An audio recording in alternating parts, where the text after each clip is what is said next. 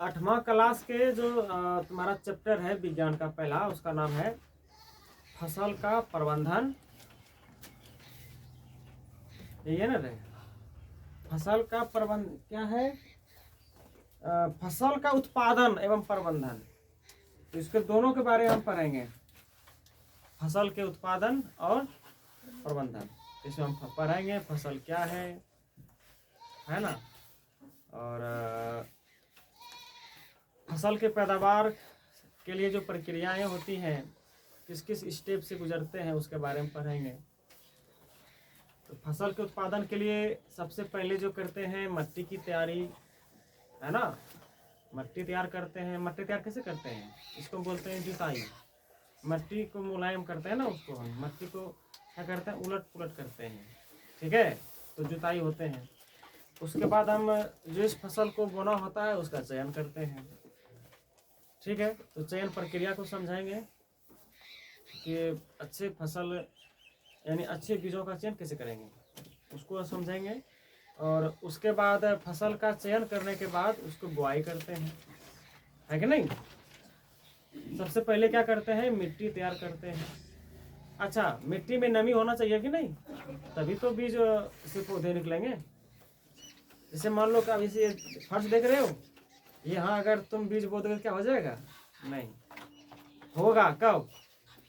जब इसमें नमी होगी और इसका तुम जुताई करोगे। पहला प्रक्रिया जुताई होती है, खेतों की जुताई है।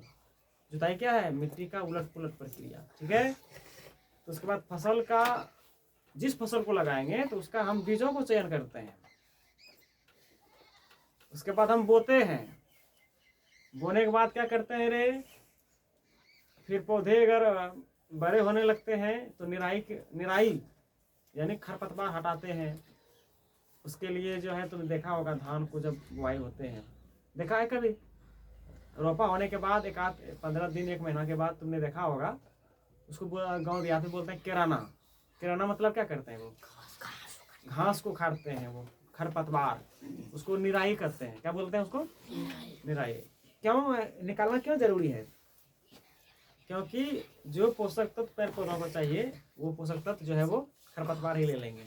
तो वृद्धि में रुकावट होगा, वो आगे नहीं बढ़ पाएंगे पौधे, इसलिए उसको खरपतवार को निकालना जरूरी होता है। उसके बाद जो है हम खाद डालते हैं। क्यों डालते हैं खाद? क्योंकि पौधे को पोषक तत्व की आवश्यकता होती है। कितने पोषक तत्व पौधे को चाहिए?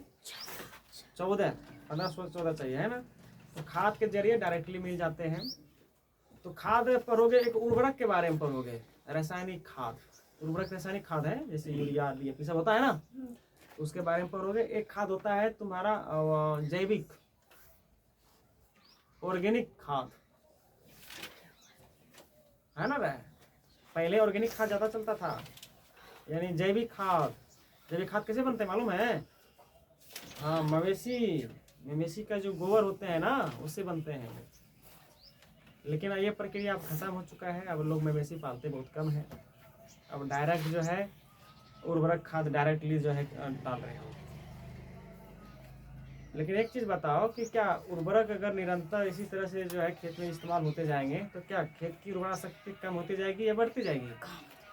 कम होती जाएगी। तो इसके बारे में पढ़ेंगे हम। उर्वरक अच्छा बात टॉपिक है।